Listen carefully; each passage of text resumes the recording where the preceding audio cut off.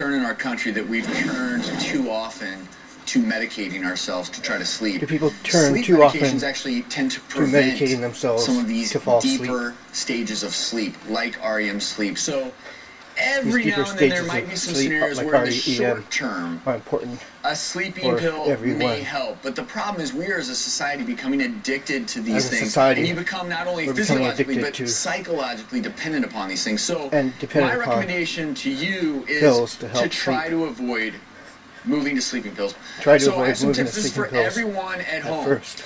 In your room, no electronics, cell phone, TV, Try bright no electronics, lights. Get them out of the room. establish a Bedroom bedtime, is used exercise for sex regularly, and sleep only. etc. Two things. That's it. We just told Brandon this. Establish a regular Make bedtime. a to-do list. We're docs. We can't always Evaluate do your that. lifestyle. I know you're probably busy. You can't always do it, but as best you can, stick to the same bedtime, the same awake time. And then exercise actually helps you sleep, but don't do it in the few hours before bed because you'll have trouble falling asleep. And then this is a recommendation that I like to utilize in my own life. Write down tomorrow's to-do list. Kirsten, if you do that, you're less likely to be in bed ruminating over what you have to do in the morning, and you can kind of compartmentalize tomorrow's tasks.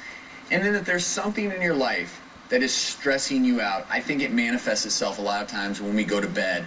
And it may be a chance for you to reflect. Is there something that is awry in my life? Is there a relationship? Is there, and again, I'm not talking about you in particular, but oftentimes there's a stressor that needs to be addressed during the daylight hours to allow us to sleep better at night, and the solution isn't always just popping a sleeping pill. And I also want to add relaxation exercises. I have one kid who just cannot settle down at night. Relaxation She's so is also wired. good. So we started, years ago, taking the deep breaths, visualizing that, first her feet like heavy bricks are tied to them, and they're sinking into the bed. And every time she exhales, her legs get heavier and heavier. We do it with her arms.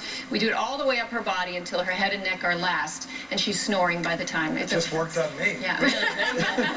Thank you so much. Good luck to you. Well, coming up.